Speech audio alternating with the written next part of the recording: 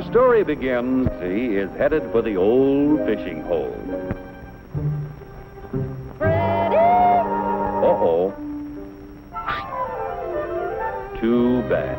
Freddie had helped his mother make soft soap to sell to their friends and neighbors. Shucks, if I didn't have to work. Think of all the fun I could be having.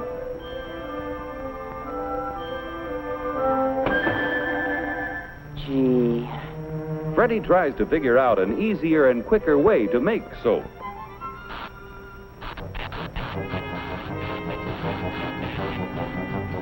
He goes to work to make his dreams of fun come true.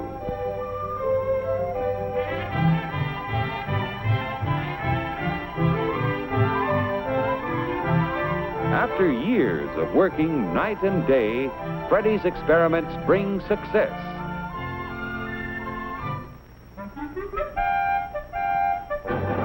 Soap in cakes. Pretty soon, word gets around to the housewives who want shorter, easier wash days and cleaner clothes. Freddie's soap is just what they need.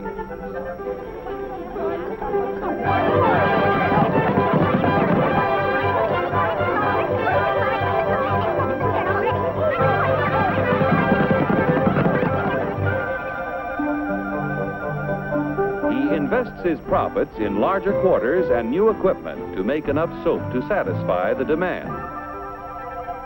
Finally, his dreams come true. Time off for fun on Saturday. Hey, Freddie, a guy can fish anytime.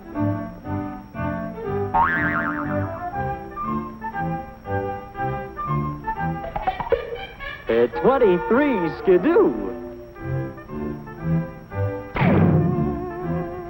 Goodbye, Freddie. Hopelessly in love, he wants to make good in a big way. So, back to work. As the company grows, it brings the railroad and other businesses to town. Increased property taxes from the thriving community help to build better schools, streets, parks, libraries, playgrounds, and waterworks. Taxes even help to provide more and better governmental services, such as police protection.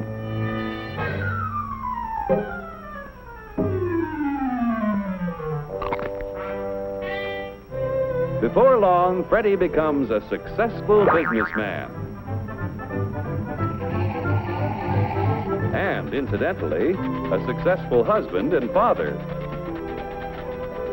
Fudsy's expanding company creates all kinds of jobs that never existed before. To increase production and sales, Fudsy builds up a strong labor management team. Each year, he invests a portion of his profits in research to develop better soap that can be made to sell at lower prices. The Fudsy Company continues to grow with the years because it makes a good soap, which in competition with others sells at a fair price. Competition forces each manufacturer to improve his product, to sell it for less, and to give the consumer more for a dollar than his competitor. And Fudsy is hard to beat. Finally, he gets so many orders he realizes that one factory simply can't meet the demand. His profit motive starts sparking to figure out a way to increase production. He forms a corporation and issues stock to raise money to build factories from coast to coast.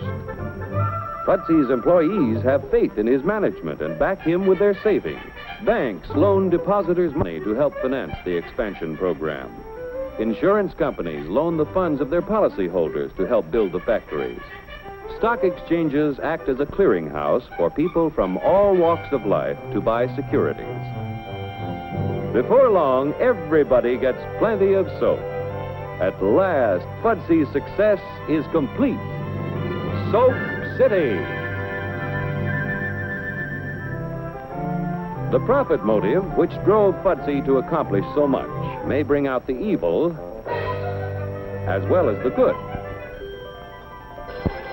Hello? Fudsy, old boy, I've got a great idea. Between us, we control 70% of the country's soap sales.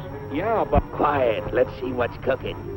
I smell trouble. Let's raise and fix our prices. Controlling 70% of the market way. We'll clean up. Terrific. We'll make millions. Millions. Go. Quiet. Okay, Sam. It's a deal. You'll be sorry.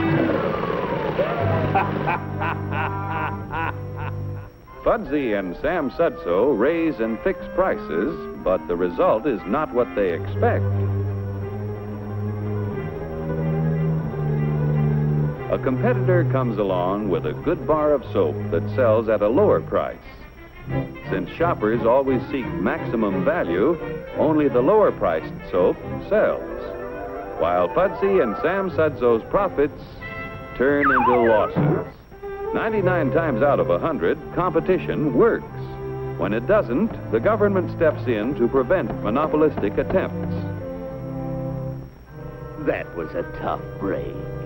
Now the next time...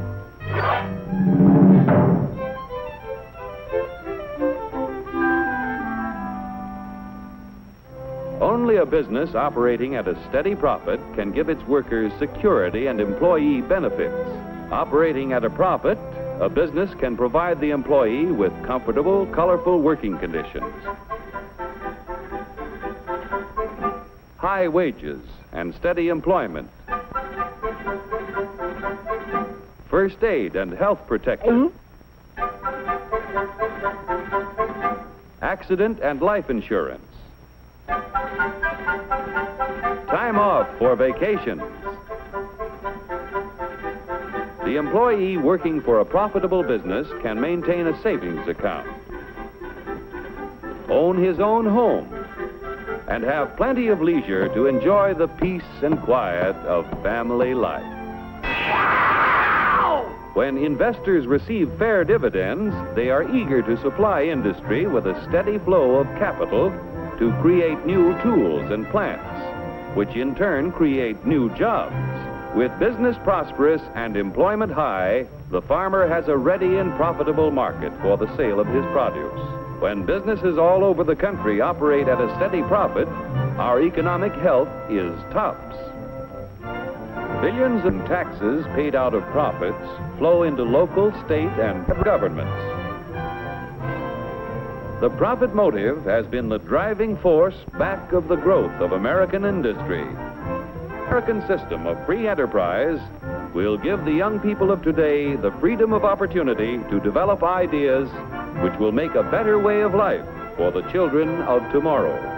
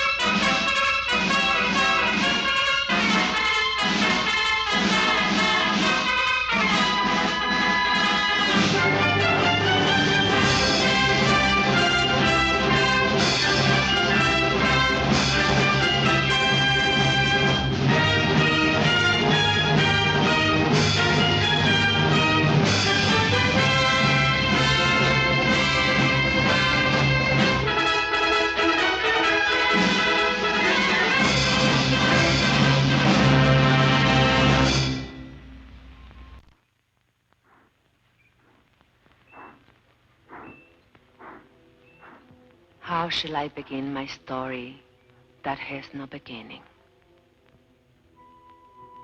In these arroyos, my great-grandfather raised cattle before the Anglos ever came. Our roots go deep in this place, deeper than the pines, deeper than the mine shafts. This is my village. When I was a child, it was called San Marcos. The Anglos changed the name to Zinc Town. Zinc Town, New Mexico, USA. This is our home. The house is not ours, but the flowers. The flowers are ours. My name is Esperanza. Esperanza Quintero.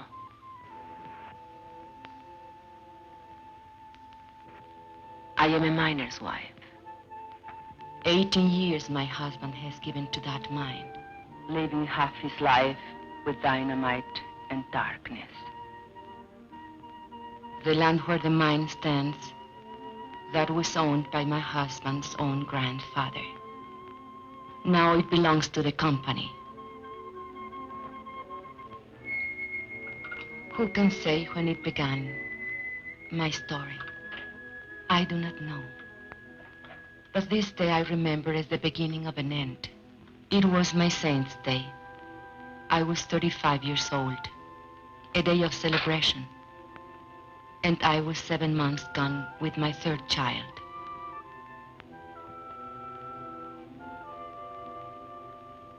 And on that day I remember I had a wish, a thought so sinful, a thought so evil, that I prayed to the Virgin to forgive me for it. I wished that my child would never be born. No, not into this world. Are you sick, Mama? No, Estelita. Are you sad? Are we going to church for your confession?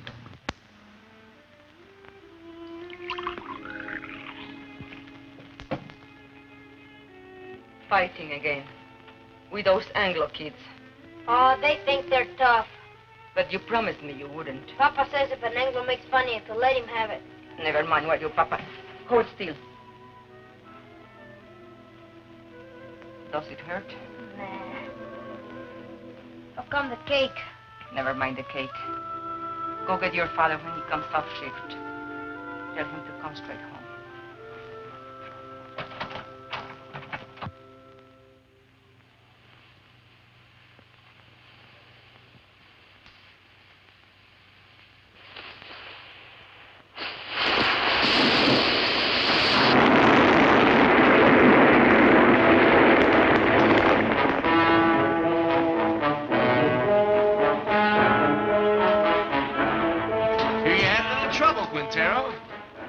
Fuse? Well, you're all in one piece, so what's the beef? You know the beef. This new rule of yours that we work alone. We're taking it up with the super. Super's busy with your negotiating committee. So much the better. Now, wait a minute. Super's the one made the rule. He ain't gonna give you no help. He will if he wants us to go on blasting. Read your contract. Get somebody to read it for you. It don't say nothing about no helping. Listen, Mr. Barton, there's blood in that mine. The blood of my friends, all because they had to work alone. That's how he gets splattered over the rocks, when there's nobody to help check the fuse. And nobody to warn the other men to stay clear. Warning's a shift foreman's job. Foreman wants to get the ore out. Miner wants to get his brothers out in one piece. You work alone, savvy? You can't handle a job, I'll find someone who can. Who, a scab?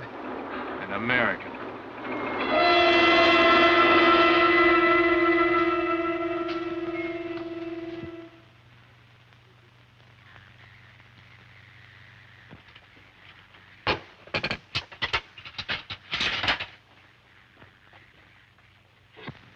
Mama. Shh. Not a word about the cake here.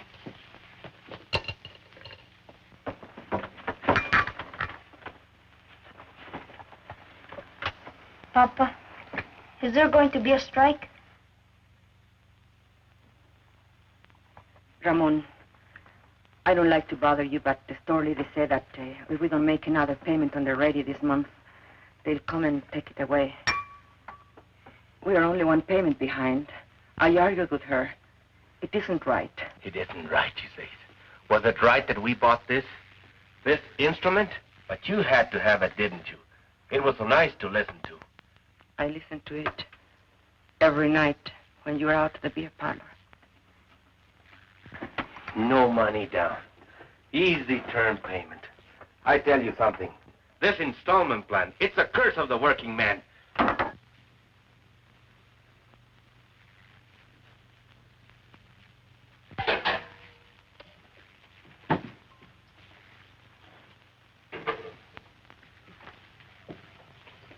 Where are you going? Gotta talk to the brothers.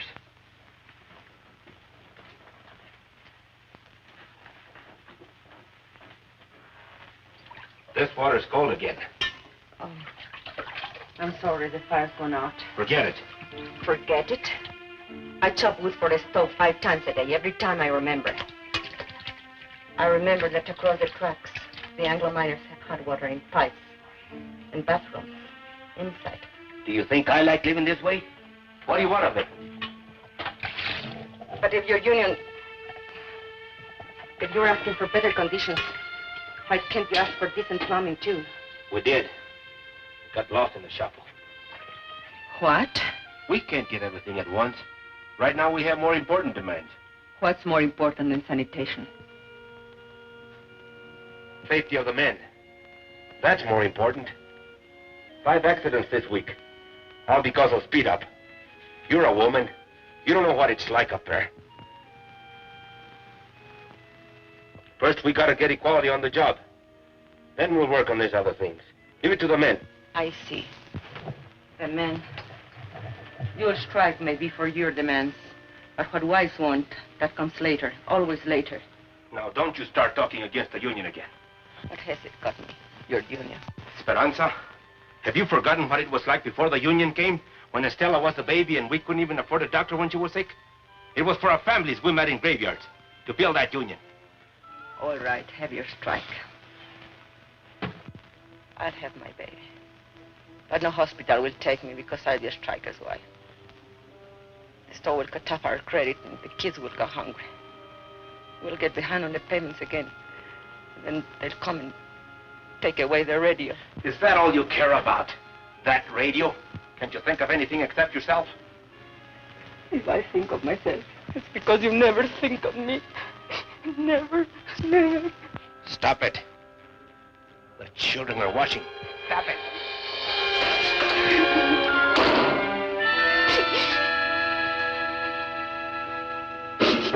There's a problem that has to be taken care of. The company will always tell you those things.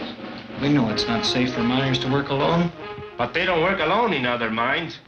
Anglo's always working pairs. So why should I risk my life? Because I'm a Mexican? That's in the demands. We're negotiating. 3 months of negotiations. Nothing happens. Even with Brother Barnes here from the International, what have we got? No raise, no seniority, no safety code, nothing. Take a drink. Cálmate. I say we gotta take action. Now. The rest of the men feel the way you do? He talks for all of us. Did you ever stop to think maybe they want us to strike? Don't horse me. Not with a war boom on. Then why is the company hanging tough? They signed contracts with the other locals. Why not this one? Because most of us here are Mexican-American. Because we want equality with Anglo miners. The same pay, same conditions. Exactly. And equality's the one thing the bosses can't afford. The biggest club they have over the Anglo locals is, well, at least you get more than the Mexicans. Okay. So discrimination hurts the Anglo too. But it hurts me more. And I've had enough of it. But you don't pull a strike when the bosses want it, so they can smash your union. You wait till you're ready so you can win. Do the bosses wait? No sanitation. So my kids get sick. Does the company doctor wait? $20. So we miss one payment on the radio apart from my wife. Does the company store wait? Pay or we take it away. Why is the boss's store in such a hurry? They're trying to scare us, that's why. To make us afraid to move. To hang on to what we got and like it. Well, I don't like it. And I'm not scared. And I'm fed up to here. Hey, Ramon, te buscan. What are you doing here? Something wrong with Mama? I thought maybe you forgot. Forgot what? It's Mama Saint's Day. What a kid. He can't wait. It's my wife's ain't stay. I was going to ask you, brothers, how about a mañanita, huh? What time? Well, mañanita, the later the better.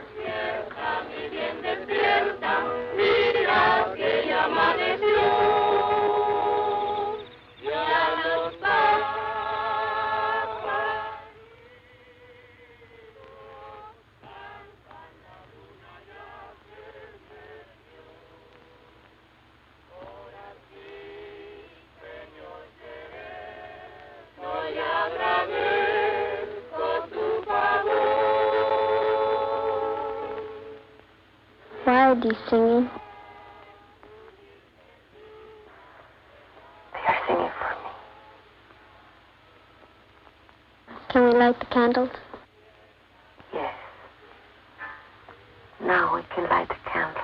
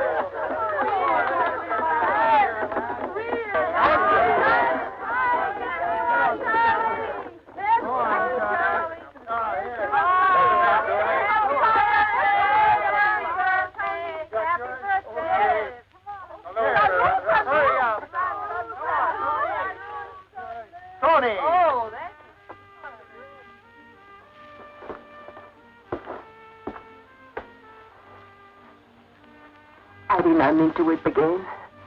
Why should I weep for joy? I'm a fool. No, you aren't. Was it expensive, the beer?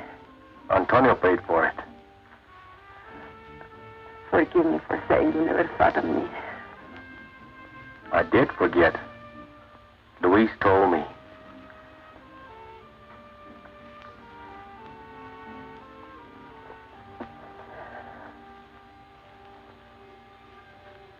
All the next week, I kept thinking about my mañanita. I had never had so nice a party. It was like a song running through my mind. 1, 2, 3.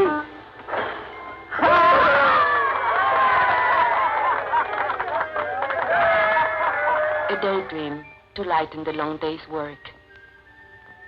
We all forgot our troubles at the mañanita. Even Ramon. I couldn't dance that night, not in my condition.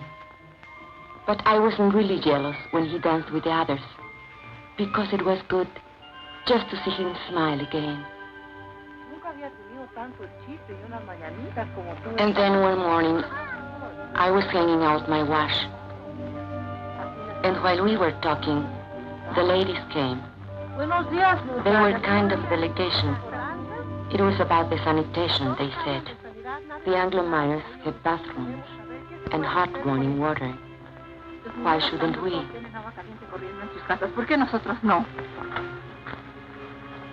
I know. I spoke to Ramon about it only a week ago. He said they dropped it from the union demands. Es lo de siempre. We've got to make him understand. Make the man face up to him. Show her the sign. We'll make a lot of signs like these. Then we'll get all the wives together and go right up to the mine. To the mine? Sure. Where they're negotiating in the company office, we'll go up there and picket the place.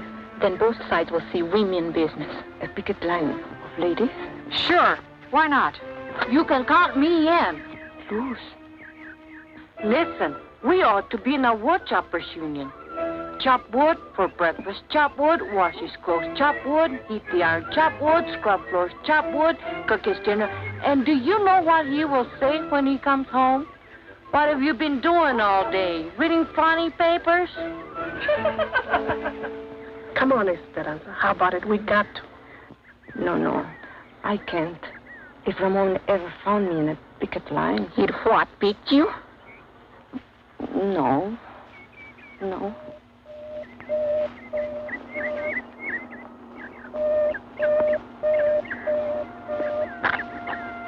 Accidente.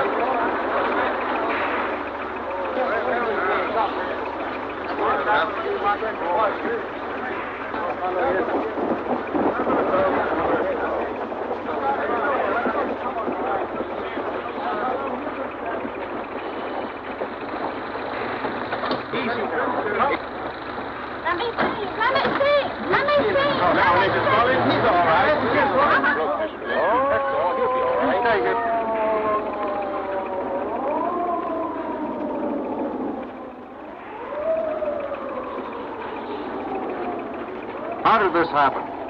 They wandered into a drift when that fellow was blasted. I told you it would happen. It's bound to happen when a man works alone. Why did you give the man a warning signal? Your foreman says that's the foreman's job.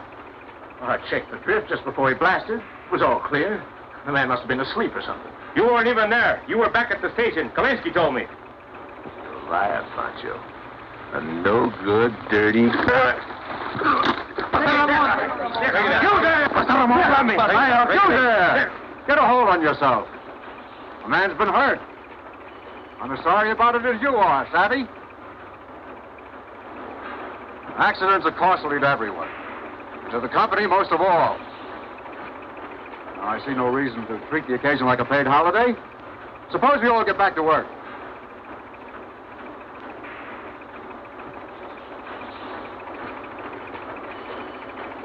Martin? All right, fellas, the excitement's over. Let's get to it. Ahora, yo creo. Sí. What are they saying? No savvy. Now, Barnes, what about it? Tell the men to get back to work. They don't work for me. I work for them. Luis.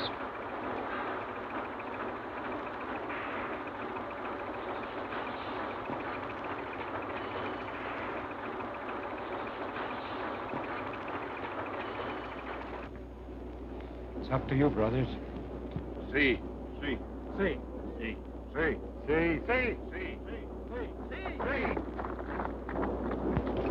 Gente! ¡Páralo!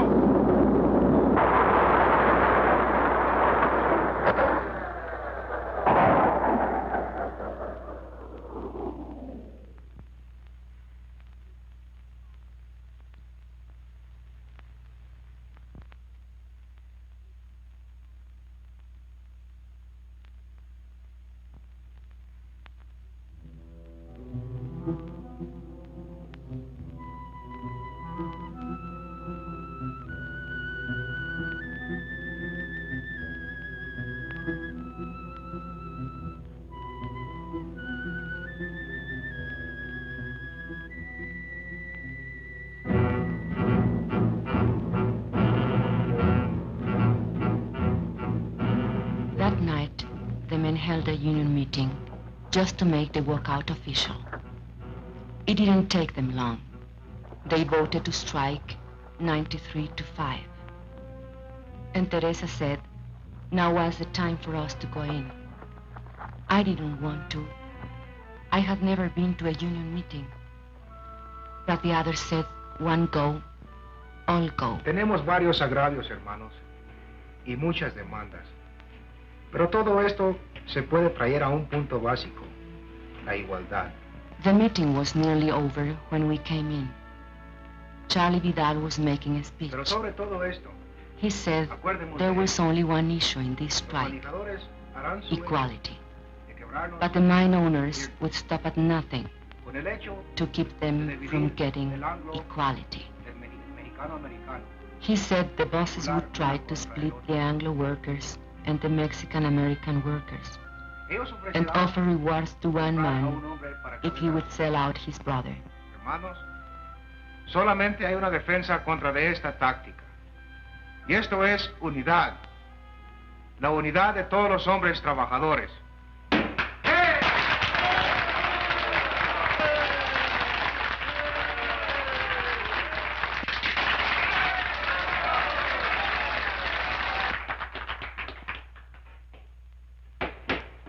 Yes, you ladies have an announcement?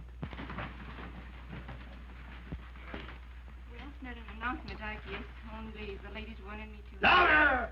Consuelo, will you speak from over here?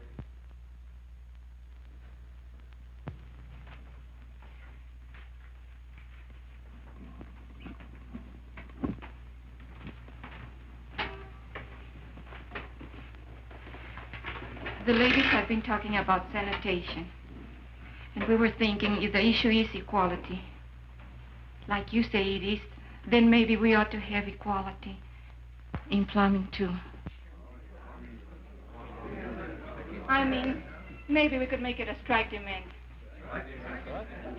Some of the ladies thought it might be a good idea to have a ladies' auxiliary. Well, we'd like to help out if we can.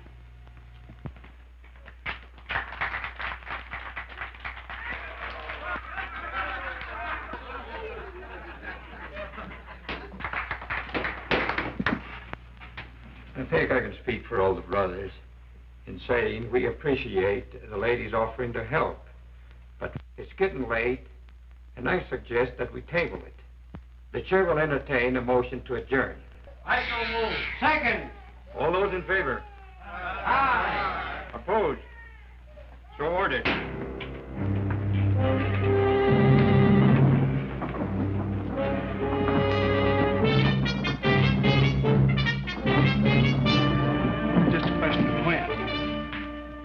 Why didn't you support her? You're the worst of the lot. But Teresa, you can't push these things too fast. You were pushing all right, pushing us right back in our place.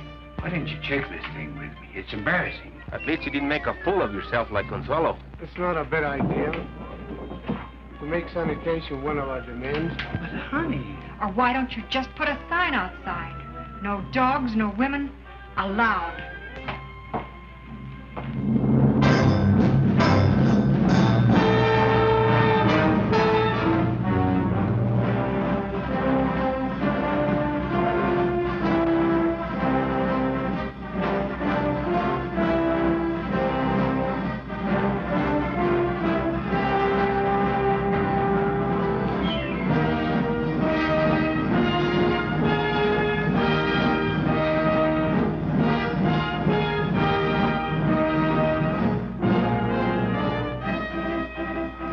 So it began, much like any other strike.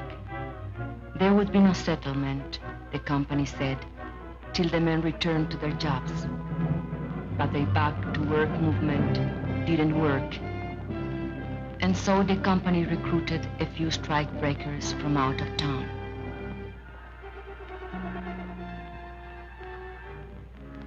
But they usually lost their nerve when they saw the size of the picket line.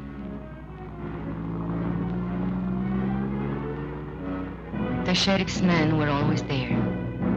They stood around showing off their weapons. But the men only marched, day after day, week after week. At first it was an unwritten rule that women stay at home. The union gave us rations, and we had to figure out how to feed our families on them. But then one morning, Mrs. Salazar went to the picket line. Her husband had been killed in a strike many years before, and she wanted to be there. Nobody remembers just how it happened, But one day, Mrs. Salazar started marching with them. And she kept on marching with them. After a while, some of the other women began to bring coffee for their husbands. And maybe a couple of tacos. Because a man gets tired and hungry on picket duty. It was about that time the union decided maybe they'd better set up a ladies' auxiliary after all. I didn't come to the lines at first. My time was near. And besides, Ramon didn't approve. But Ramon is a man who loves good coffee. And he swore the other ladies made it taste like zinc sludge. So one day, I made the coffee.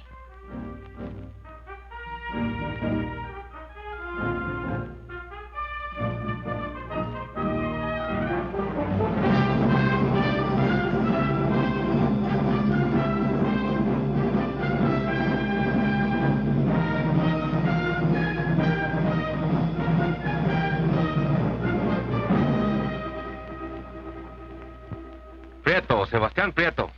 Haven't seen him for 3 days now. Hey, Ramon, listen to this.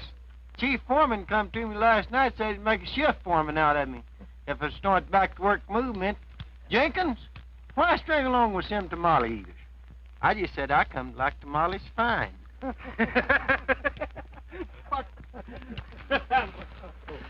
Two scabs got through on the other side of the hill. We chased the rest back. Recognize them? Anglos from out of town. But they're not miners, I could tell that. They don't know zinc from Chinola. Okay, take 5. Get yourself a cup of coffee. Hey, Ramon, here comes the super.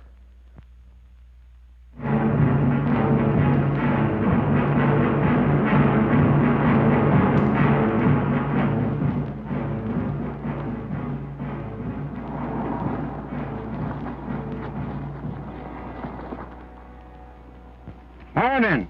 How's it going? Well, those new fellas you hired from out of town, we brought them up here by truck this morning. They took one look at that picket line, turned tail. They don't look so rough to me. Well, Mr. Hartwell, they've got some pretty tough hombres there. Especially that picket captain, what's his name? Raymond something or other. Oh, yes, I know that one.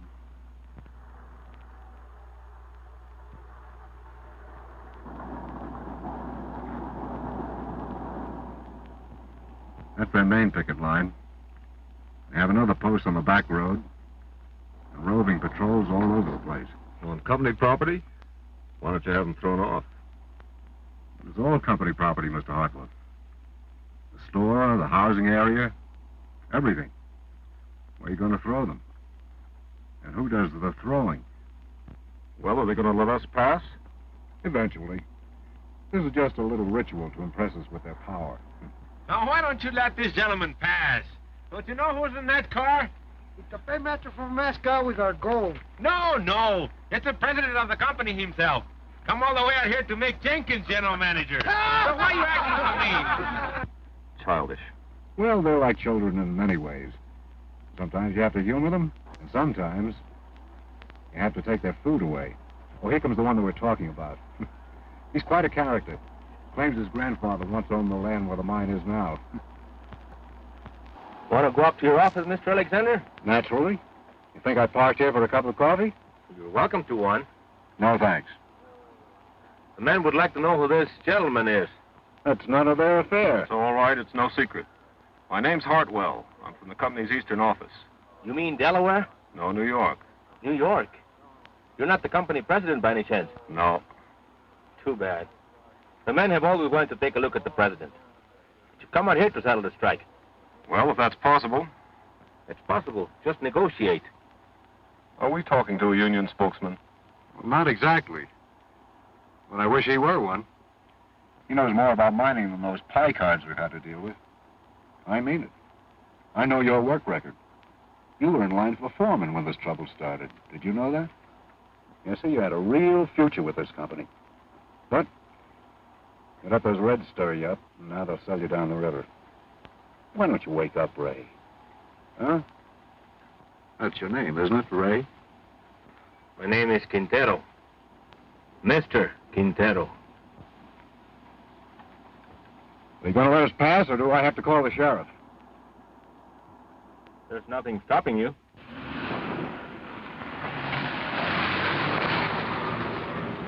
I was wrong. They don't want Jenkins for general manager. They want me.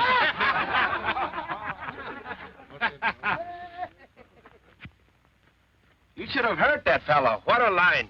I was up for a foreman, he says. Fíjate. What's the matter? It's nothing. Just a little cut. Papa, over here. Is that Luis? What is he doing? Playing hooky again? Luis! Come back here! Papa, we've seen them. 2 scabs over there. They're hiding over there in the gully.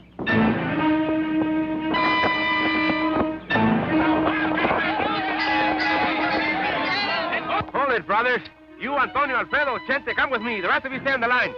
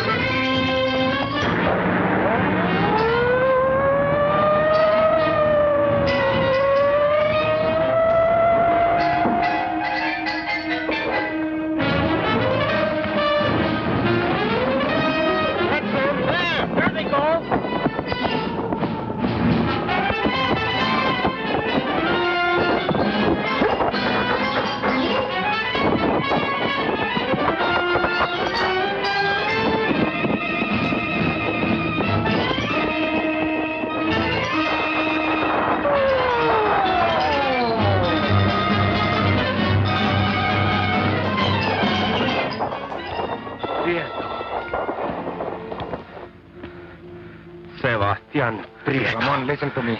For the love of God. You! I'd expect it of an Anglo, yes. Ramon, I'm in but jail. you, I had to get a job. You, Judas. Black sucker. Ramon, my kids. Tú, traidor a tu gente, rompehuelgas, desgraciado. You think my kids have enough to eat, you rat? I know it's wrong. Just let me go. I'll live down. Just let me go. You think I was gonna work you over? I wouldn't dirty my hands on you.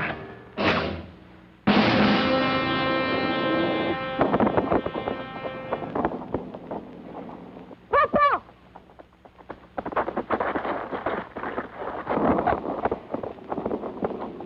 Luis! The baby! Get the women, quick!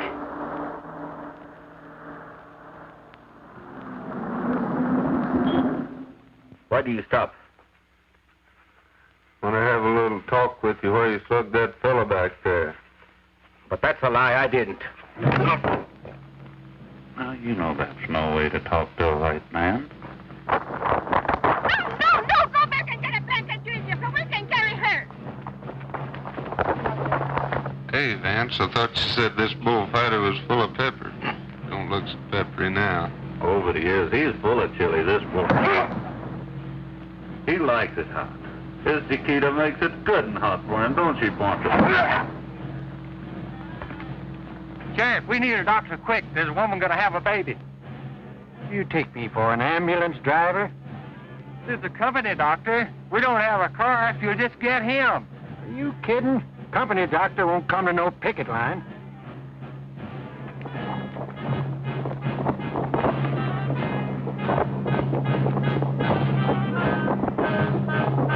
We can get her home. There isn't time. Take her inside.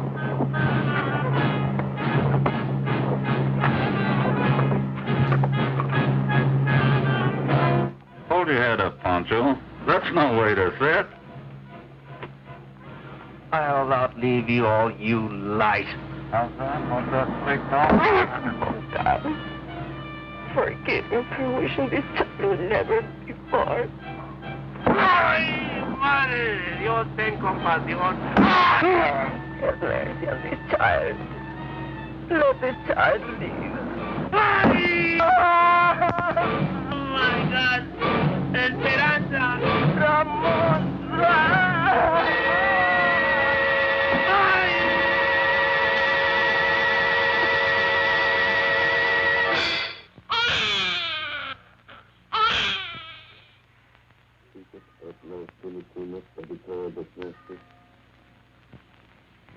Ramon was in the hospital for a week, and then in the county jail for 30 days, charged with assault and resisting arrest.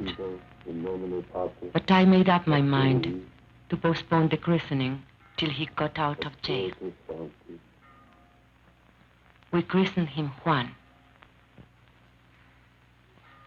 That night, we had a double celebration. Juanito's christening, Ramon's homecoming. And we put all the children to sleep in the bedroom, as usual. And the men took over the parlor, as usual. $5,000. That beats. Raise you 10,000. Dog. All right, let's see him. Jesus, Lord. Come to Papa. Hear those deputies log Chente. Yeah. Been lots of provocation lately. They figure if they can lock up the leadership on some phony charge, maybe they can bust the strike. Are we going to let them play poker all night? I want to dance. With whose husband? With any of them, even my own.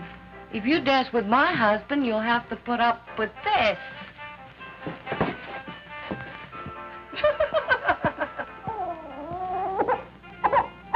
And another thing, your attitude towards Anglos. If you're going to be a leader... What attitude? You lump them all together. Anglo workers and Anglo bosses. He's a guest in my house, isn't he? You're even suspicious of him. Maybe. I think he's got a few things to learn about our people. Go on. Spill it. Well, you're the organizer. You work out strike strategy, and most of the times you're dead right. But when you figure everything the rank and files to do down to the last detail, you don't give us anything to think about. Are you afraid we're too lazy to take initiative? You know I don't think that. Maybe not. But there's another thing. Like when you came in tonight, I heard you ask your wife, who's that? His grandfather? That's Juarez, the father of Mexico. If I wouldn't know a picture of George Washington, you would say I was an awful dumb Mexican. I've never seen it fail. Try to give Ramon a friendly criticism, and he kicks it right back in your face. No, he's right. I've got a lot to learn.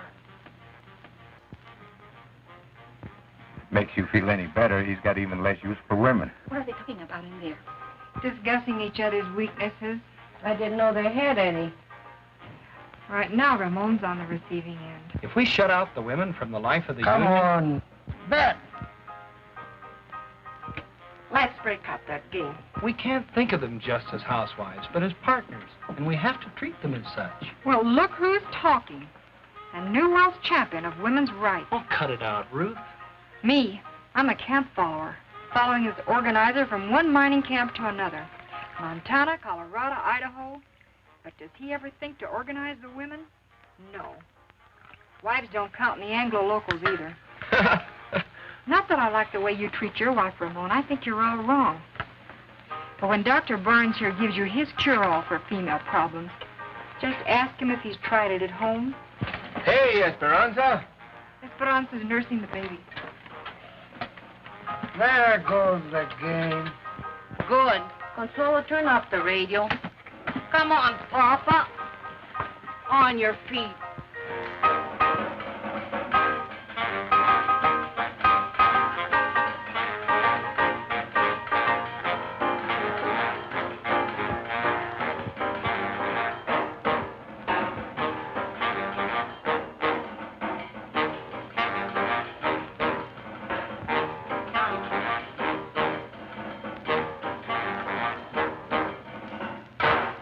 Look at him. A fighter, huh? He was born fighting and born hungry. Drink. Drink, Juanito. You'll never have it so good. He'll have it good. Someday. What were they saying about you in there? They say I'm not good to you.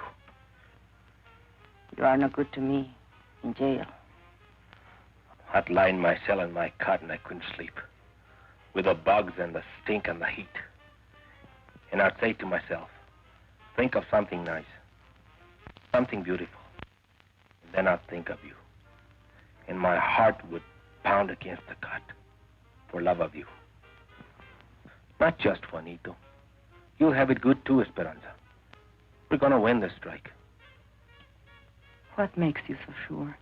Because if we lose more than a strike. We lose the union, and the men know it.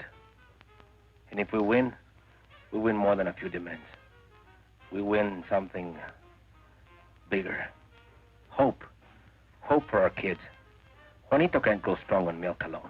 Is this the Quintero place? What do you want? We've got a court order. You can't come in here without a warrant. We got the warrant, too. We don't want no trouble. All we want is this radio here. We hate to break in on you folks like this, but this here fellow owns a radio store, and he got himself a repossession order. Don't touch it. We don't want no trouble with you, Quintero. We've got orders to repossess this machine. I said don't touch it. Let him take it. Over my dead body. I don't want your dead body. I don't want you back in jail either. But it's yours. I won't let them. Can't you see they want to start a fight so they can lock you all up at one time?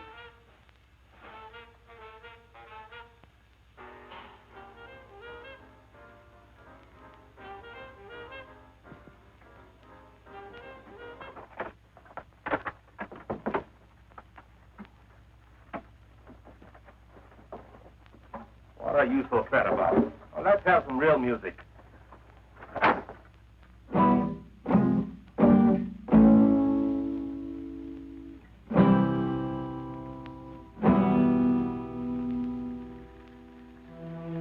The strike did not end. It went on into the 4th month, the 5th, the 6th. The company still refused to negotiate. They printed lies about us in their newspapers. They said that all the Mexicans ought to be sent back where they came from.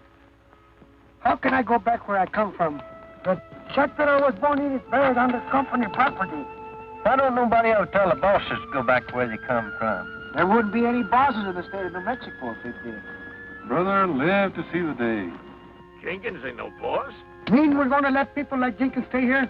You can't send him back to Oklahoma. It would be inhuman. But I was born in Texas. Oh, no. That's even worse. And the 7th month came. We couldn't buy food at the company store. By now, the strike fund was nearly gone. A few families couldn't take it any longer. And where they went, we do not know. And so, it was decided by the union that hardship cases should seek work in other mines. The strikers who found jobs divided their pay with the union, so the rest of us might eat. Ramon was not a hardship case. Only 3 children to feed.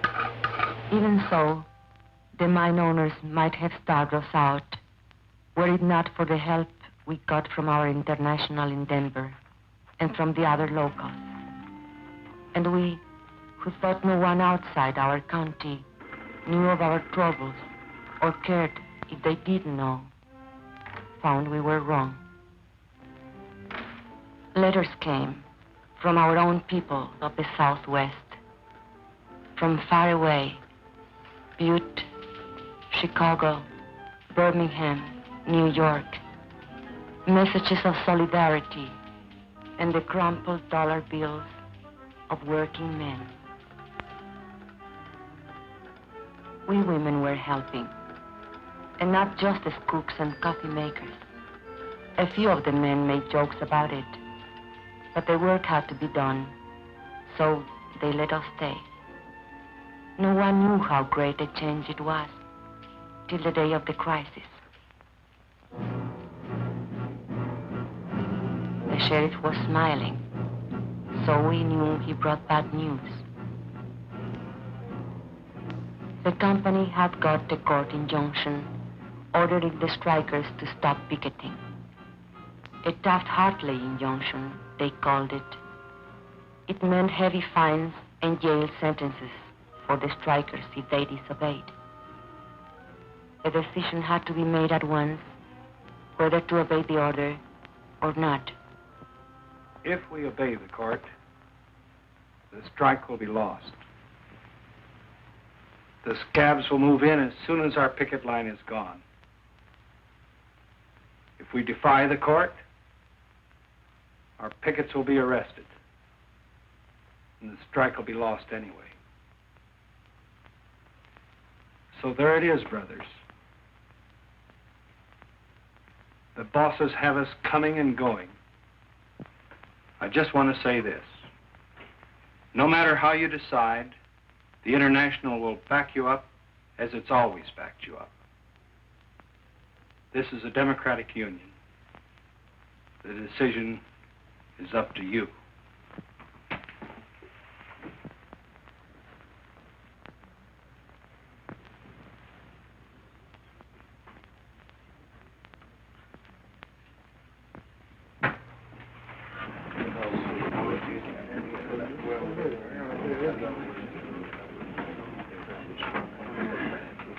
Brother Sherman, if we give up now, if we obey this rotten Taft-Hartley, we are fools and cowards. There is only one way. Fight them. Fight them all. Come on. We don't gain nothing. They'll arrest us. Que nos arresten. Es todo lo que les preocupa. ¿No se dan cuenta que están arrestando a nuestra unión? ¿Qué nos vamos a esconder tras de las naguas de nuestras mujeres? The men quarreled. They made brave speeches. But it seemed that Brother Barnes was right. The company had them coming and going. It seemed the strike was lost. Brother Chairman, if you read the court injunction carefully, you will see that it only prohibits striking miners from picketing. We women are not striking miners. We will take over your picket line. Don't laugh. We have a solution, you have none. Brother Quintero was right when he said we'll lose 50 years of gains. He will lose this strike. Your wife and children, too. But this we promise. If women take your places on the picket line, the strike will not be broken, and no scabs will take your job.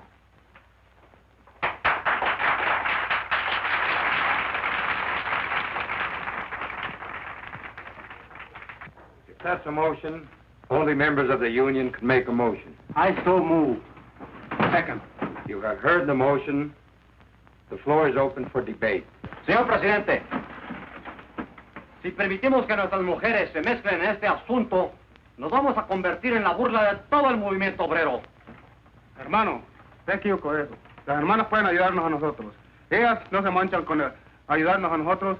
Son nuestras compañeras y pueden participar en esta Luz asked which was worse, to hide behind a woman's skirt or go down on his knees before the boss.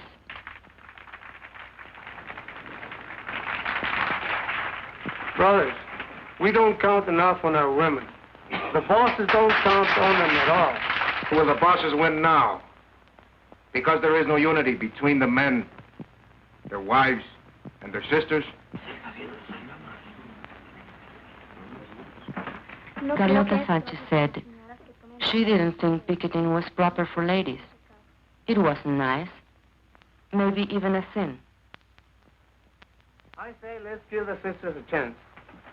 And what will happen when the cops come and beat our women up? Are we going to stand there and watch them? No.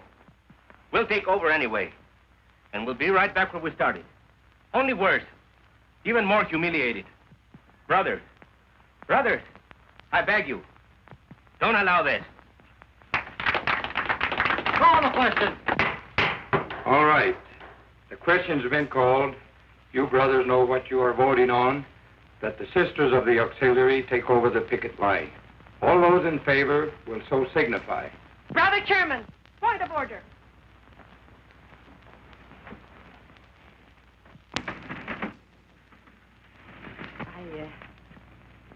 I don't know anything about these questions of parliament. You men are voting on something the women are to do or not to do. So I think it's only fair if the women be allowed to vote. Especially if they have to do the job.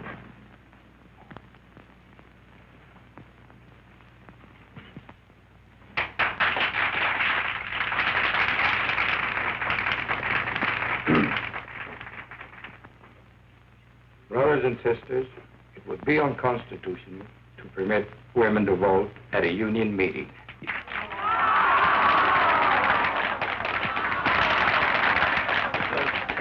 there's no objection, we could adjourn this meeting. No. Wait. And reconvene this meeting as a community mass meeting with every adult entitled to a vote. I so move. All right. On the motion to adjourn, all those in favor will raise their hands. Aye. All those opposed. The ayes have it. Now every adult is entitled to a vote. On the original question.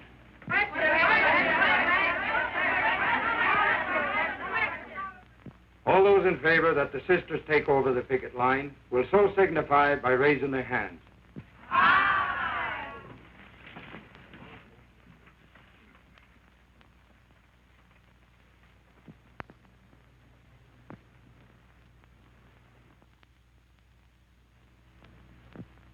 All those opposed.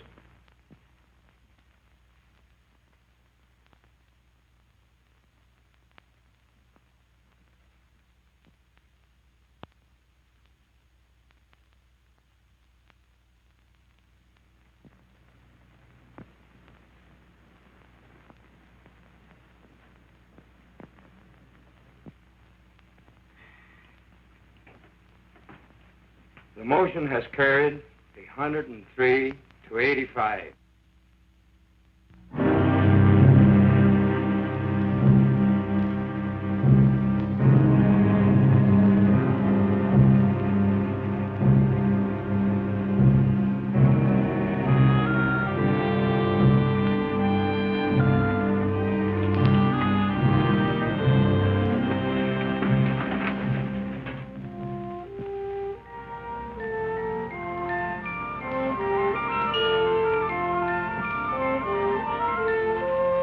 And so they came, the women.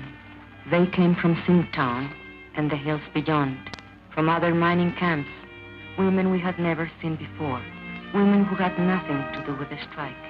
Somehow they heard about the women's picket line, and they came. And the men came too. I think they were afraid. Afraid the women wouldn't stand fast, or maybe afraid they would. But not all the women went to the picket post.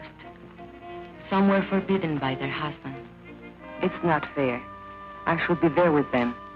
After all, I'm the one who got the women the vote. The union don't run my house. Those Anglo dames stirred you up to make fools of yourself. But you don't see any of them down there. Yes, I do. There's Ruth Barnes. She's the organizer's wife. She's got to be there. No, she wants to be there. And there is Mrs. Kalinsky. There's Jenkins' wife. You don't see her on no picket line. Anglo husbands can also be backward. Can be what? Backward. Can't I even put in an appearance? With a baby in your arms? The baby likes to be walked. It helps him burp.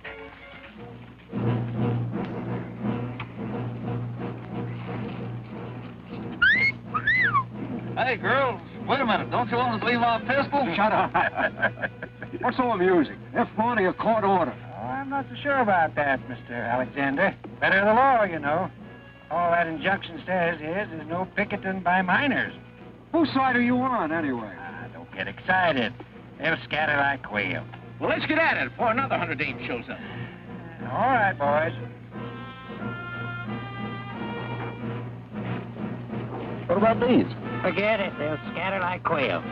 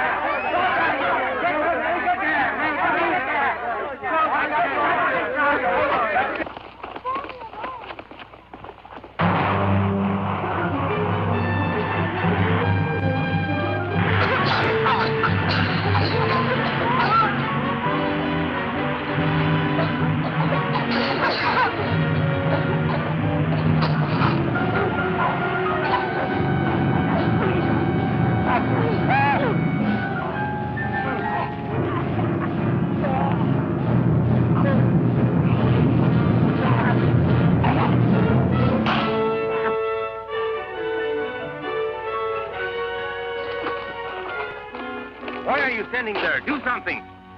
Relax. But Biberman's getting hurt. We've got to take over.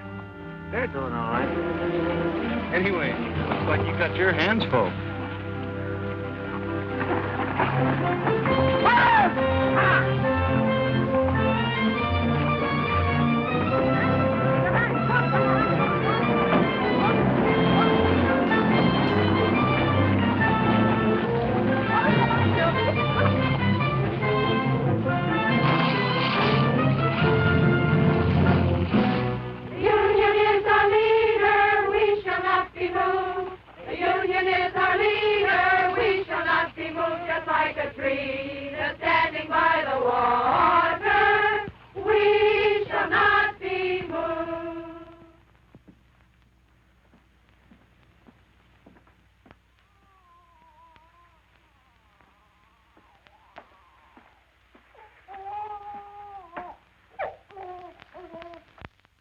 Papa, I'm hungry. So am I.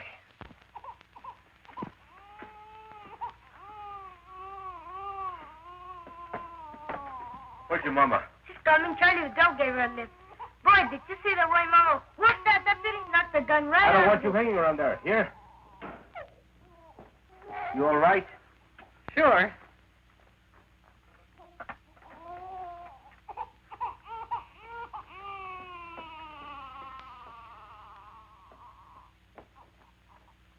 Must have been some experience for you, huh? Yes. I guess you got enough today to last you a lifetime. I'm going back tomorrow. Listen, you might get hurt. I might. If you think I'm going to play nursemaid from now on, you're crazy. I've had these kids all day. I've had them since the day they were born. I'm telling you, I don't stay home with these kids tomorrow. Okay. And tomorrow, I take the kids with me to the picket line.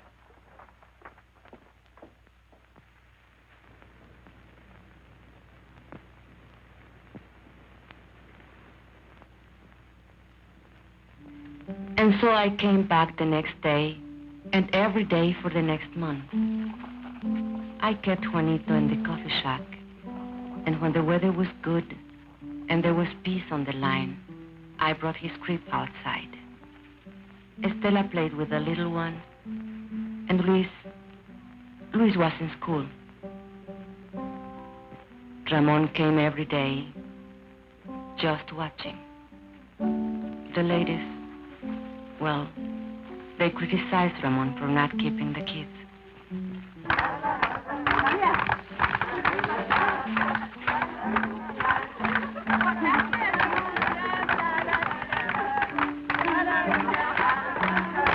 For a while, the sheriff's men left us alone.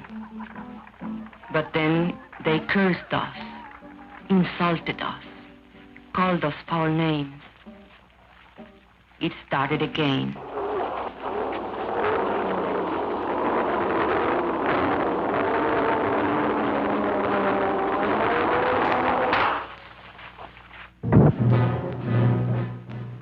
They used tear gas again. This time the rain was against us, and I took the baby away from the danger, as we had planned. We spread out as we had planned. But they couldn't break our line. They couldn't break it. Well? I tried everything but shooting them down. You haven't tried locking them up? You want them all arrested? No. Just the ringleaders, the fire eaters, and the ones with big families. Barton, where's that boy?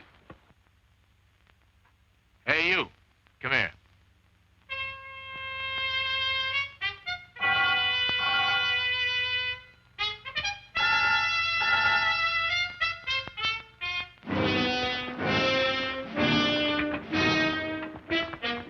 All right, girls.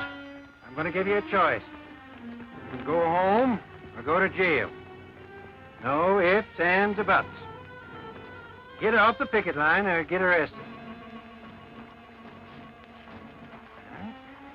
Okay. Point them out. That one, Teresa Vidal. She's the leader. You're under arrest. Home of the Hooskow. What's that be? Keep marching, sisters. Let's show some discipline. But Teresa, they'll charge us with resisting arrest. Keep marching, sisters. Keep marching.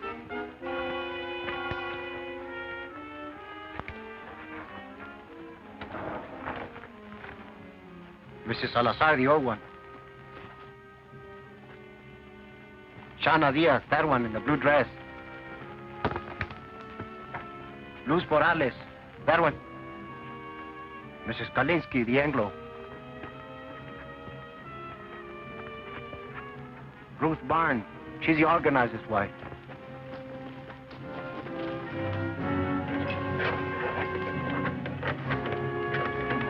And Lala Alvarez, the pretty one.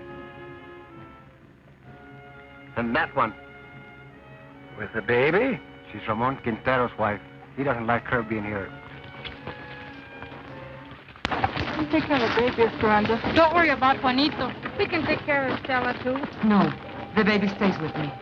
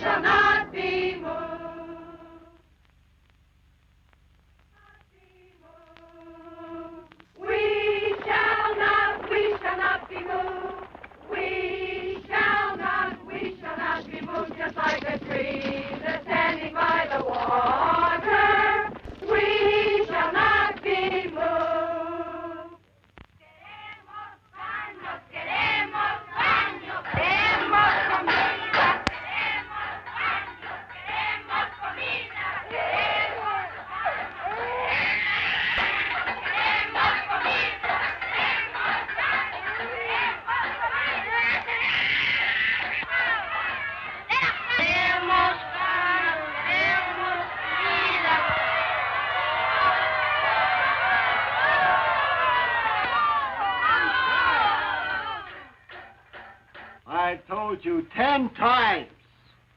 We have no food. We have no beds. We have no beds. So will you please, please, shut up? He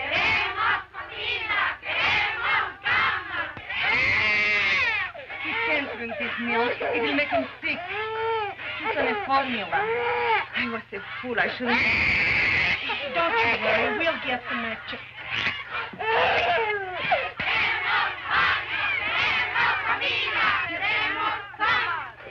The baby can't drink this store milk. We want his formula. You want the what? The formula, the formula. We want the formula. We want the formula. We want the formula. We want the formula.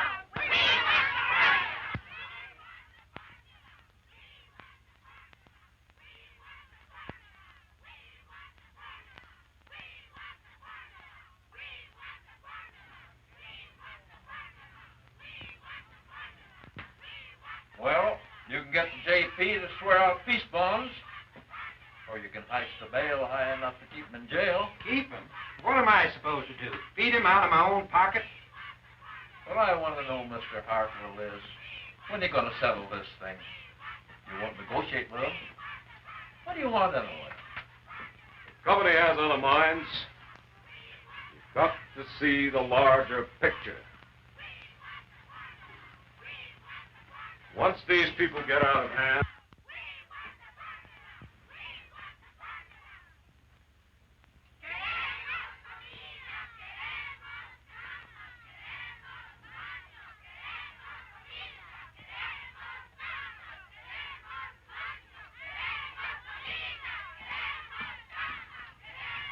What you doing here? Ain't you seen enough of me? I come for my kids. They're in your jail.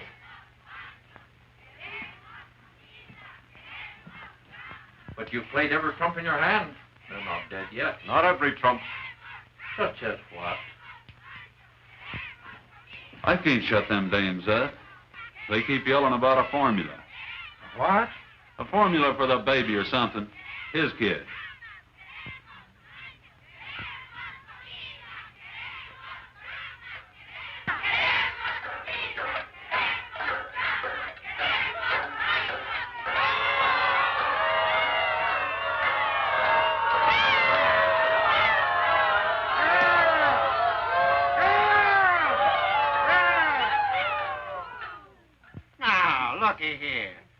got you some milk for the baby, so what's all the belly aching about? That milk is no good. Queremos la fórmula. Queremos la fórmula. Queremos la fórmula. Y Juanito gets that you be responsible. I am not running a drugstore. You girls got only yourselves to blame for this. You could be back with your families in an hour. All you got to do is to sign a pledge not to go back on the picket line. Don't sign nothing for the stinker. No.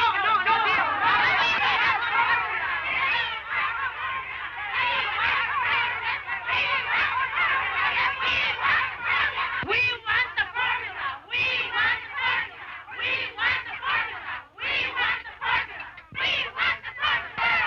Where'd that fella go? Hey, Poncho, come here.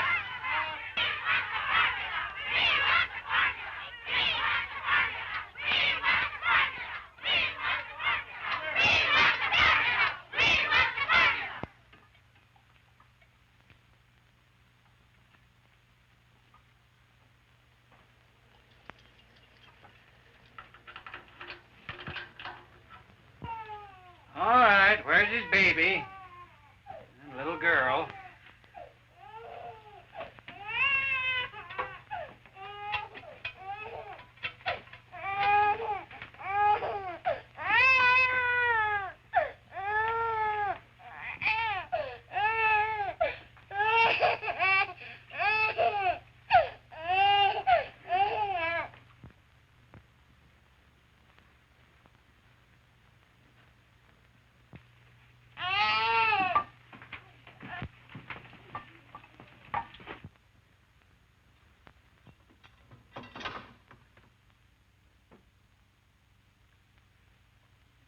Queremos comida. Queremos camas. Queremos baños. Queremos comida. Queremos camas. Queremos baños. Queremos comida. Will you kids get out of those baskets?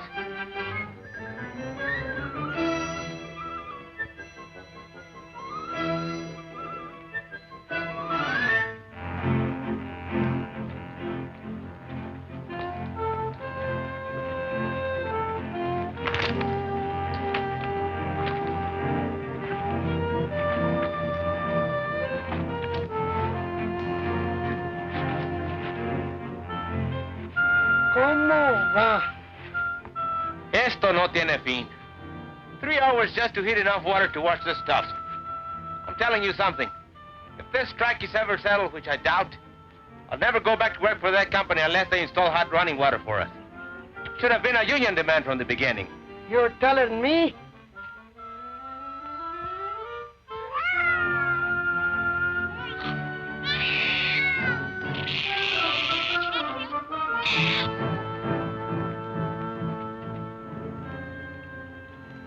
Like Charlie Vidal says, there's two kinds of slavery.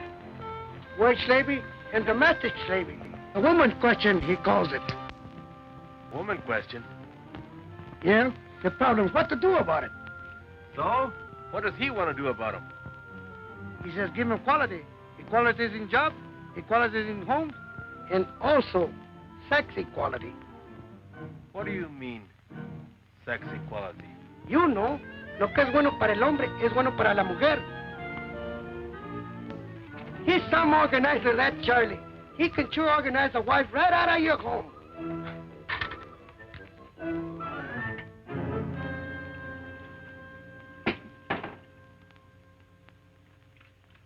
Papa, can't I leave now? There's a meeting of the junior shop stewards. The what? The junior shop stewards. There's lots of ways we can help. Don't I have enough troubles without them chipping you up to reform school? But you need all the help you can get. You've got a helper around the house. But you've got me doing everything. Mama never used to make me dry the dishes. You should have helped her without being asked.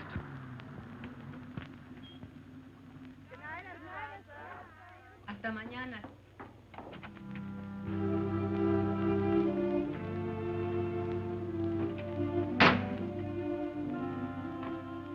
How do you feel? I'm okay. 4 nights. How did you sleep? We raised so much fuss, they finally brought cops in. I nearly lost my voice for yelling so much. But where's Estelita and the baby? They're asleep.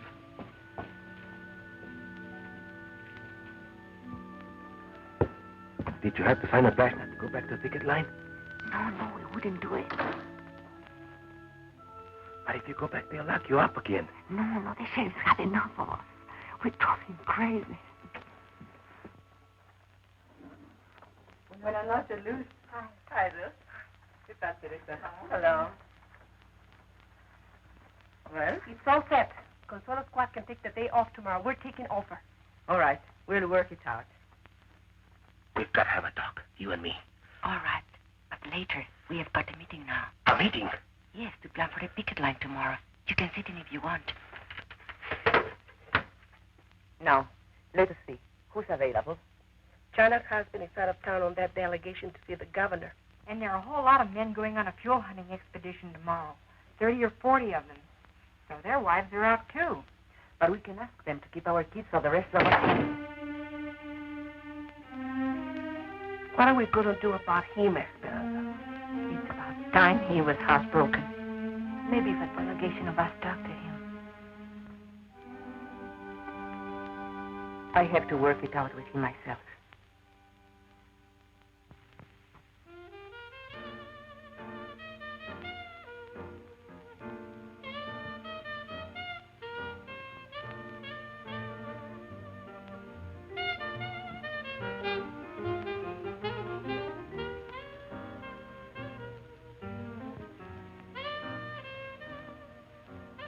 I got a friend. He's got a friend in the Bureau of Mines. You know what he says? They ain't never gonna open that mine up again. How come? Oh, he said the ore's run out. So help me. Bull. Lot of bull. That's a rich mine. I know. What's the difference? They'll never settle with us. Never. Hey, what you know? It's him. It's him, el presidente. The president of the company. Let me see this. Listen to this. Man of distinction, J. Hamilton Miller, financier, business executive, board chairman of Continental Factors, and president of Delaware Zinc Incorporated. Wait a minute now, some more. An enthusiastic sportsman and expert marksman, Mr. Miller manages to find time every year for an African safari. He leaves this month for Kenya, where he hopes to bag his 13th lion. I'm going to frame this. Look, Ramon. Gotta look at the larger picture. So the guy's a lion hunter. What you expecting to hunt? Rabbit? Boy, oh boy, would I like to get me some venison. I ain't tasted meat in 4 weeks. How about it, Ramon? Let's take off for a couple of days, huh? Why ask me? Am I running this strike? If you want permission to go over the hill, go ask the ladies' auxiliary.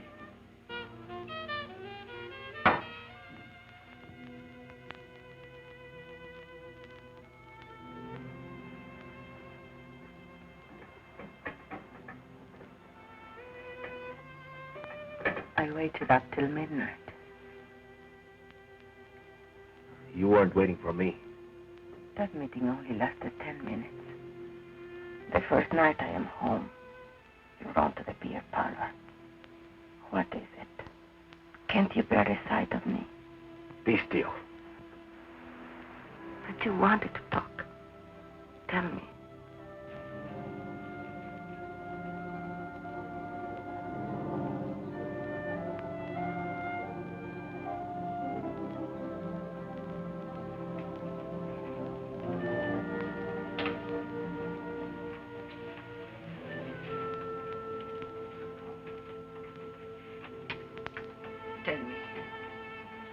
We can't go on this way. I just can't go on living with you. Not this way. No, we can't go on this way. We can't go back to the old way either. The old way? What's your new way? What's it mean? You're right to neglect your kids?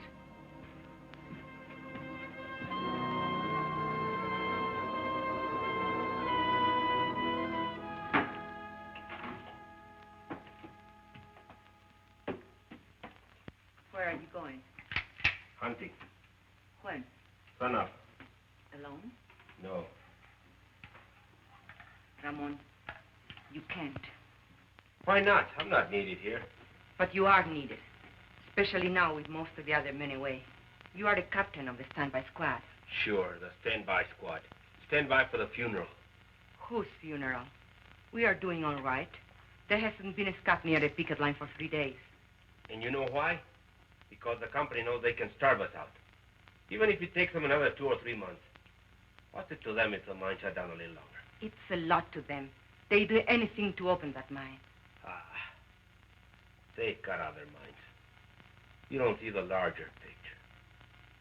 They've got millions. Millions. They can outlast us, and they know it. You mean you are ready to give up? Who said anything about giving up? I'll never go back to that company on my knees. Never. You want to go down fighting, is that it? I don't want to go down fighting. I want to win.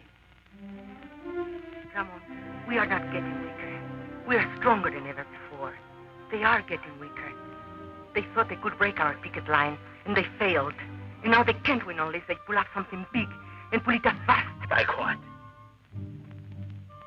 I don't know. But I can feel it coming. It's like a lull before a storm. Charlie Vidal says. Charlie Vidal says.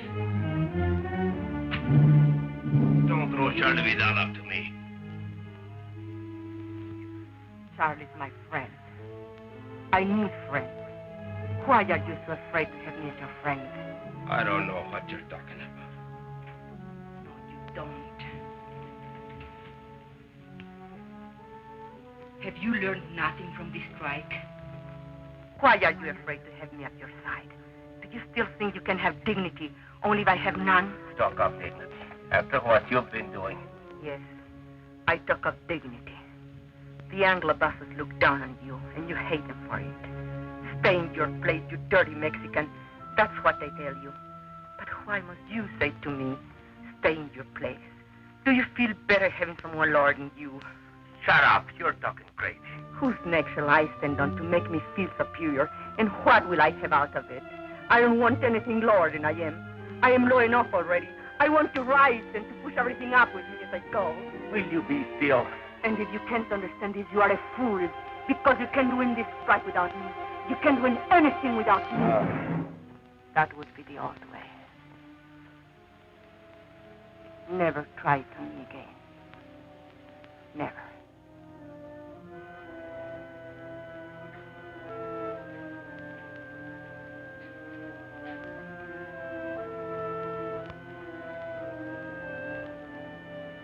I'm going to bed now. Sleep where you please, but not with me.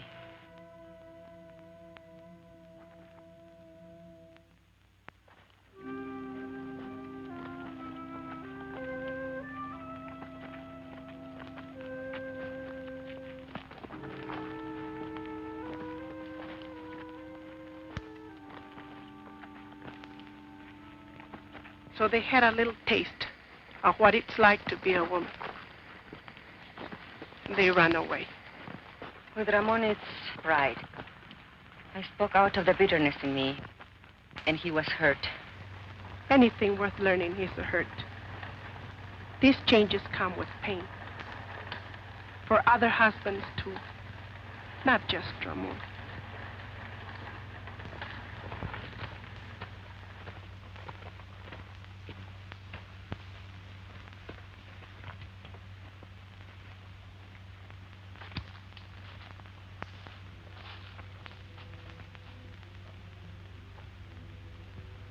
You mean you're ready to give up? I don't want to go down fighting.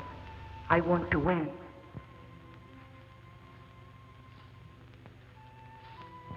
Have you learned nothing from this strike?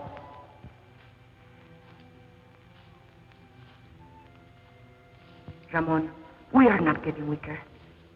We are stronger than ever before. They are getting weaker. I can feel it coming.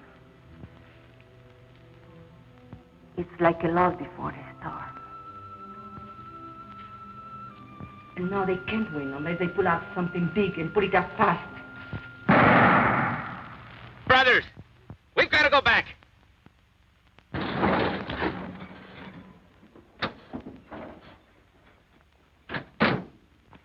Esperanza, where's Ramon? Did he go hunting with the others? Where? Where can we find him, do you know? No. Deer hunters. Deserters, that's what they are. Something's wrong. Charlie, tell us. The company has an eviction order. Eviction! Eviction! En la casa de Quintero! Eviction! ¿Dónde? En la casa de Quintero! Eviction! Eviction! Eviction!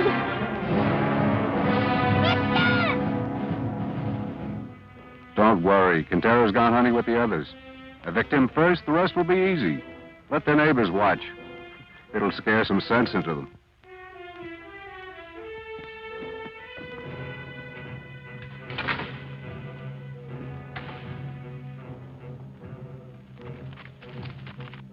Can't we do something?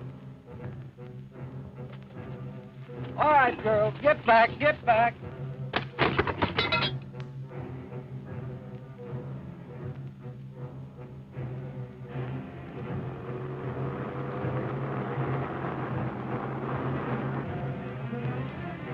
Eviction! I think it's head open. All right, let's go. Hey, wait.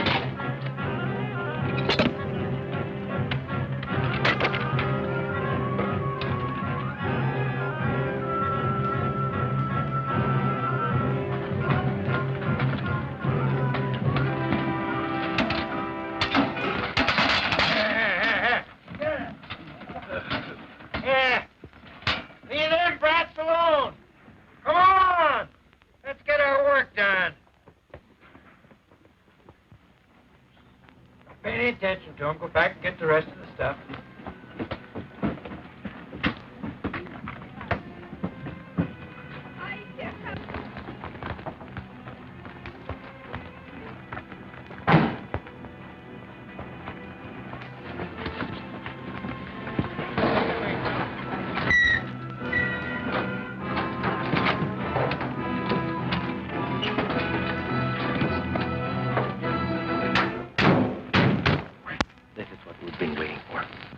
What are you saying? This means they have given up trying to break our picket line. Now we can all fight together. All of us. Go get the police, pick up the stuff.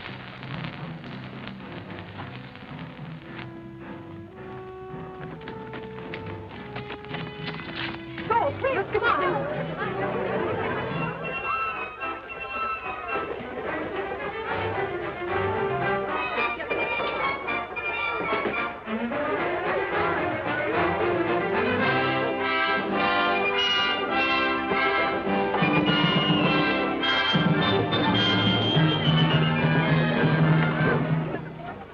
See here, Quintero. These women are obstructing justice. You make them behave, savvy? I can't do nothing, Sheriff. You know how it is. They won't listen to a man anymore. You want me to lock them up again? You want them in your lockup again?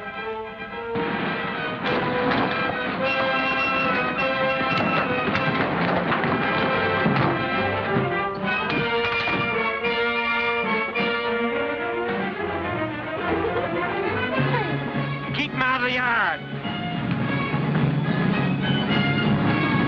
Hey, the guys from the open pit. Yeah, and the guys from the mill.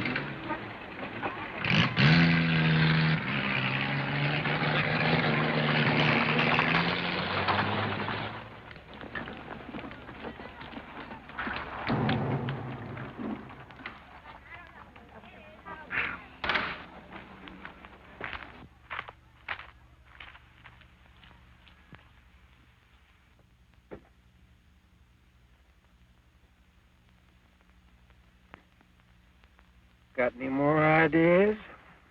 I don't make policy. I'll talk to New York. I think maybe we'd better settle this thing for the present. We did not know then we had won the strike. And yet, our hearts were full. And when Ramon said, Thanks, sisters and brothers. Esperanza, thank you. You were right. Together, we can push everything up with us as we go. then I knew we had won something they could never take away. Something I could leave my children.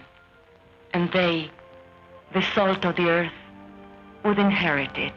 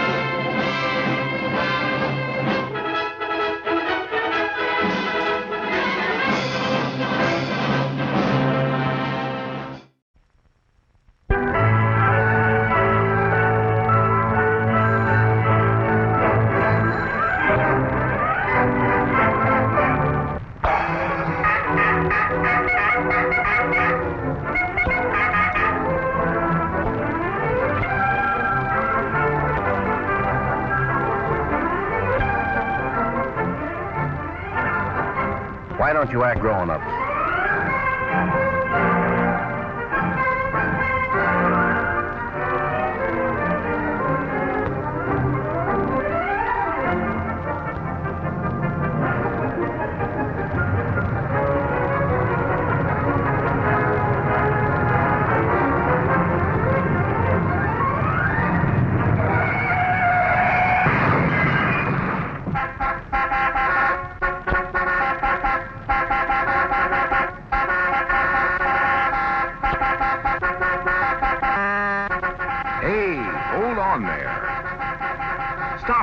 You both ought to be ashamed of yourselves. Why don't you act like grown-ups? And you too. Quiet. All of you. Stop where you are.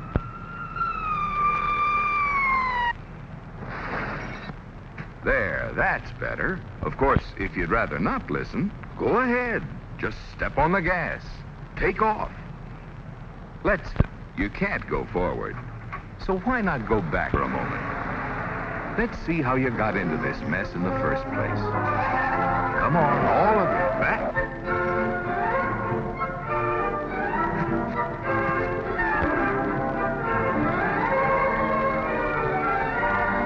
I mean all the way back.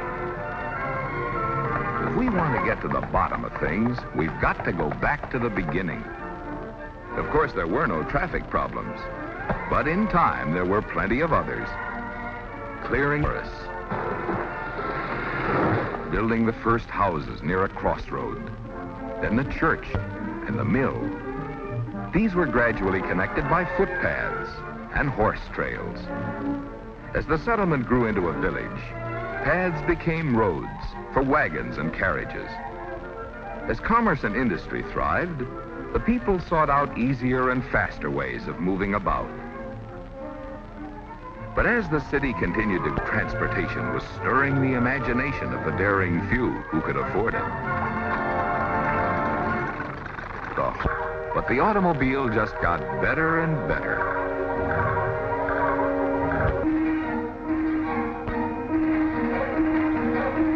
Pretty soon it wasn't just luxury or a convenience.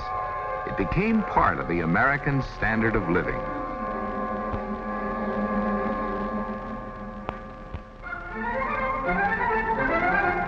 Try to imagine what this country would be like without automobiles. It would be impossible to live in many parts of the country without them. For business or for travel, for recreation or vacation. There's nothing like a car.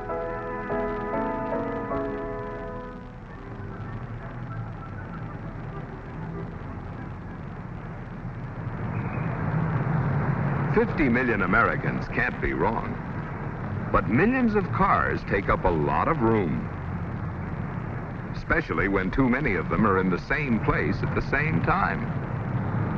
Traffic congestion gets worse and worse because more and more while we go about our daily work. Take this modern office building. If all the people in the building drove their cars to work, the parking area required would be greater than the floor space of the building itself.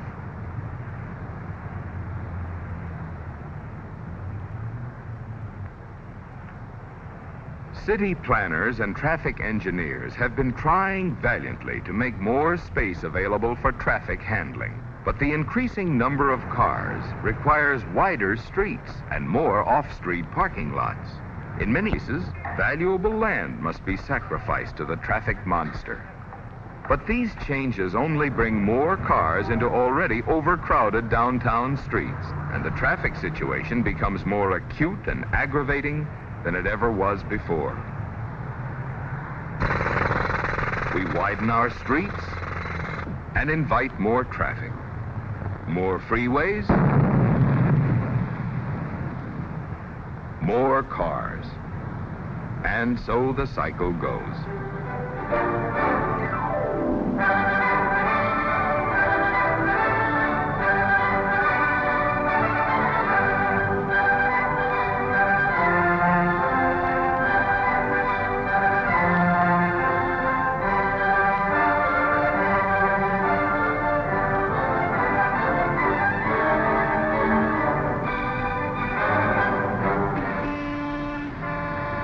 For all the time and money spent, what will it bring us in the city? Speed? Convenience? Safety? Pleasure?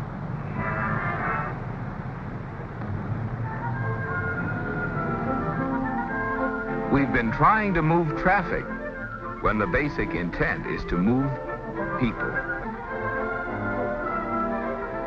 It's the objective in every community to move people.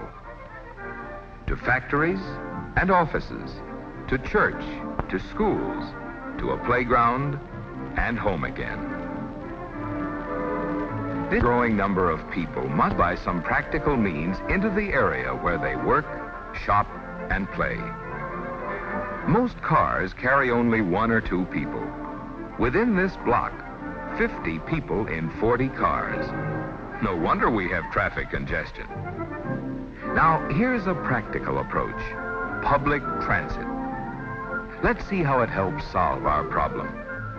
A motor bus can carry as many people as all the cars that can be jammed into a city block. One trolley coach provides enough transportation per trip to eliminate the need for as many as 50 parking spaces in a downtown area. A modern streetcar, with its large carrying capacity, handles enough traffic each day to remove hundreds of cars from heavily congested downtown areas. A 4-track system of this type can carry 100,000 people per hour in each direction. To do the same job with automobiles would require more than 100 lanes of highway over a half-mile wide, and costing many times more than the entire rapid transit system. 50 lanes of carrying capacity can be added to a freeway by building a 2-track rapid transit line down the center. Let's take a closer look at our transit system.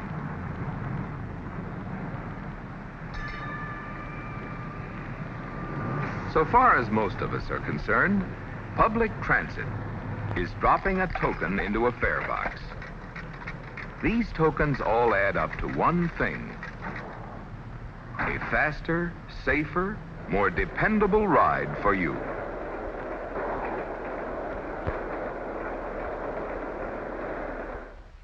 Where do you live? Where do you want to go? What time? How many of you at a time? These questions have all been studied by your transit company.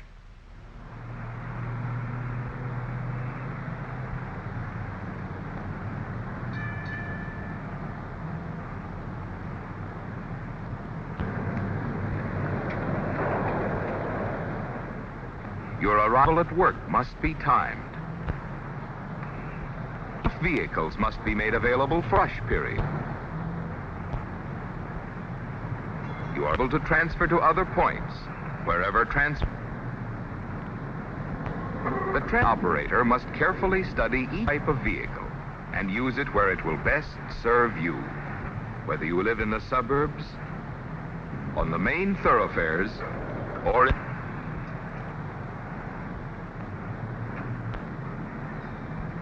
trains running over private right-of-ways prove to be the most practical way to handle large numbers of people in the large cities. Your daily travels are made possible by trained, skilled people who ensure high standards of performance. High standards for equipment, too, must be upheld. Regular inspections and maintenance go on daily because the safety and convenience of thousands of people are concerned.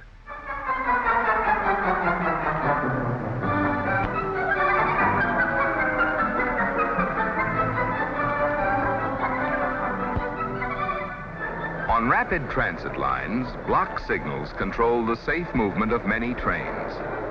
The location and movements of each train are controlled through the dispatcher's board.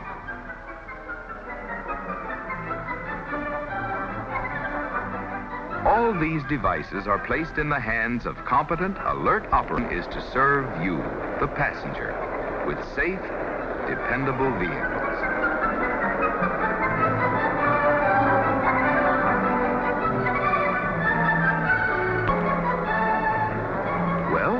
Public transit in action, a logical solution to traffic congestion. We've come a long way in the last 50 years, and we pride ourselves on our accomplishments. Some car, some pickup. Man, this is really living.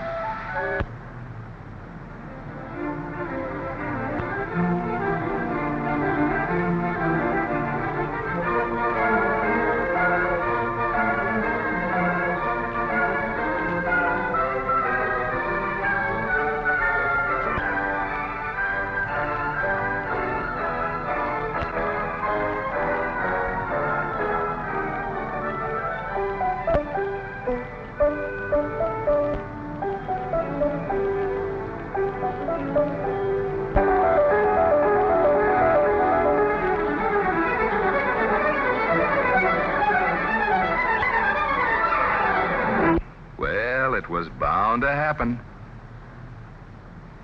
We've been trying to move traffic when the basic intent is to move people. We must move people or our cities will be strangled. To move people, cities must take drastic action. Establish a system of arterial and local streets.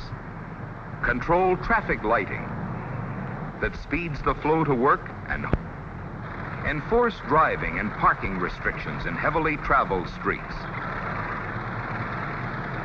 Ban parking on main streets during rush hours. Restrict turns at busy intersections. And some cities may have to reserve streets, or at least traffic lanes, for transit vehicles alone. Because one person in one car can delay hundreds of people in the transit system. Merchants may have to accept deliveries at off, and you must give the transit system a fair rate and tax legislation. Then, with new laws enforced, surface transit can give service of rapid transit. It will be even more convenient and practical to park your car outside the downtown area. On the outskirts, there is more. Your transit system will then get you to work and in half the time. You will be exams more dangerous than the transit ride. You will be able to ride to the corner near insurance rates will be reduced. Valuable property will be saved for business and industry. And because of reduced congestion, speed the flow of the majority who already ride the... If you're sick of fighting traffic now, what do you think it might be? What do you want? Your town strangled by traffic congestion? Continual destruction of valuable property? Or is your town going places? Building a sound urban transit system that will speed the travel of people today or city grow tomorrow. Stop thinking in terms of moving vehicles, people, and your town will be going places.